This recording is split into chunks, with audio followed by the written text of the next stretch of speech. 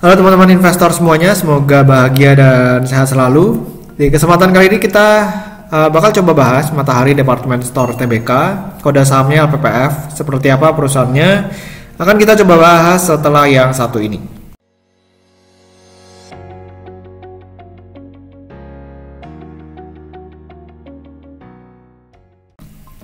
Nah, ini saya ambil dari paparan publik ya, paparan publik tahun 2020. Di sini kita bisa lihat bahwa di kuartal ketiga tahun 2020 ya, ini penjualannya turun dari 3,2 triliun menjadi 1,9 triliun atau turunnya sekitar 41%. Ya karena kita tahu sendiri ya, namanya pandemi, banyak yang disuruh tutup, bahkan Matahari sendiri juga harus nutup ini banyak gerainya. Dan secara SSSG ya, same sales store growth ini juga minus sekitar 40,9%.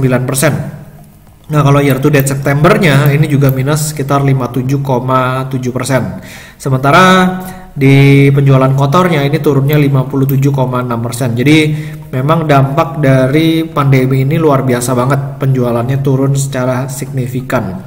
Nah lalu kalau misalnya kita lihat dari labanya, yang tadinya di tahun 2019 bisa profit sekitar 25 miliar, ini minus 1155%. Jadi rugi sekitar 259 miliar untuk kuartal 3 tahun 2020. Lalu kalau misalnya kita diakumulasikan secara year to date, ini ruginya sampai 617 miliar.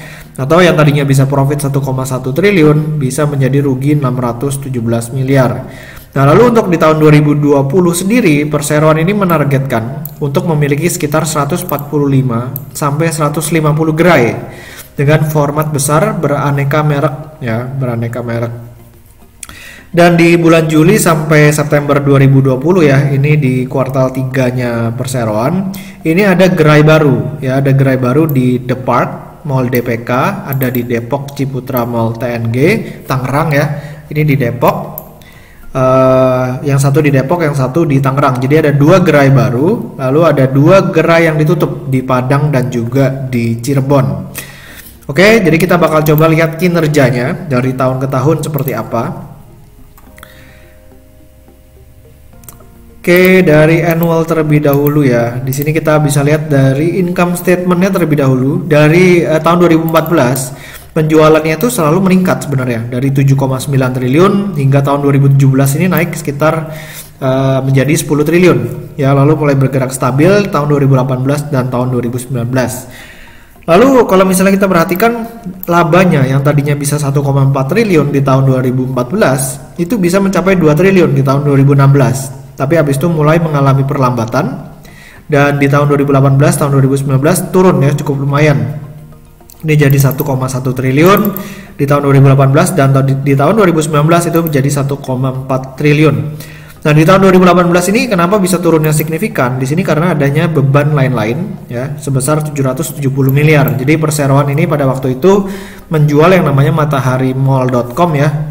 Bukan menjual sih, write off, dibilang mataharimall.com ini udah kayaknya nggak bisa perform lagi, jadi ya udah diakui sebagai kerugian ya, dan ini muncul di beban lain-lain ya sekitar 770 miliar, makanya laba bersih di tahun 2018 ini turunnya sangat signifikan. Oke, kalau misalnya kita lihat dari sisi cash flow statementnya, di sini kita bisa perhatikan bahwa perseroan ini sebenarnya masih sangat bagus dalam mencetak arus kas operasi ya di kisaran 1,8 sampai 2 triliunan.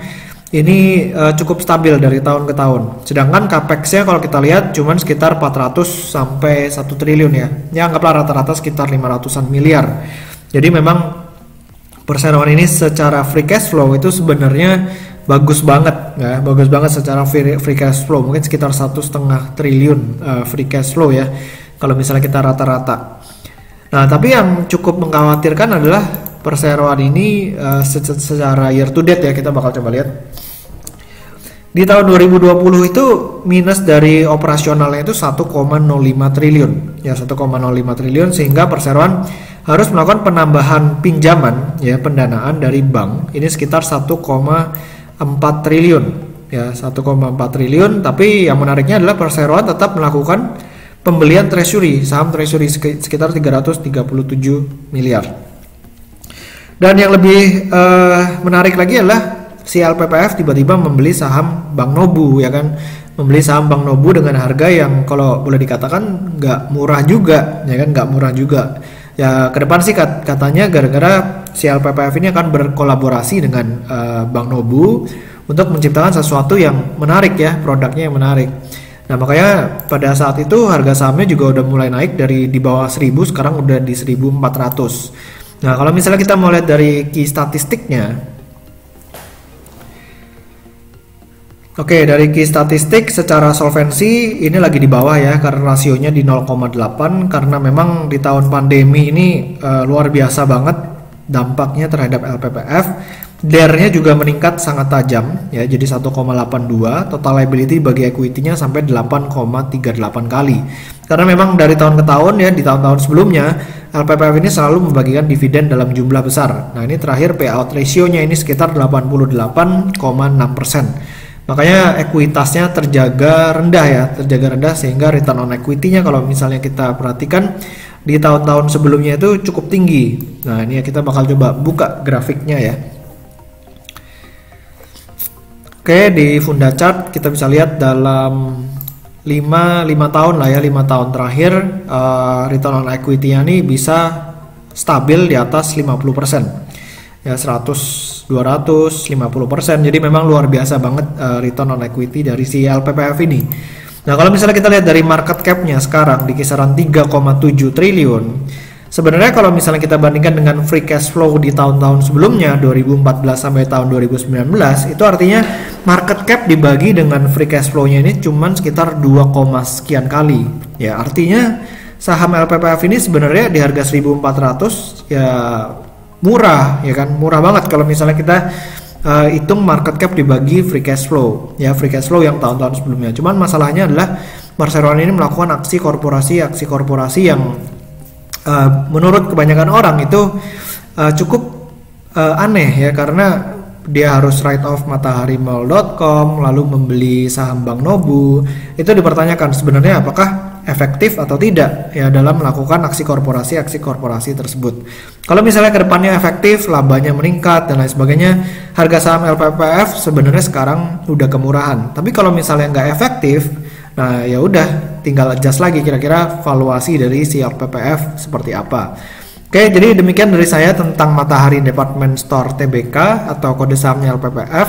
Semoga video kali ini bermanfaat. Jangan lupa buat di subscribe YouTube channel saya dan juga follow Instagram saya. Jangan lupa, sampai ketemu di video berikutnya. Selamat berinvestasi.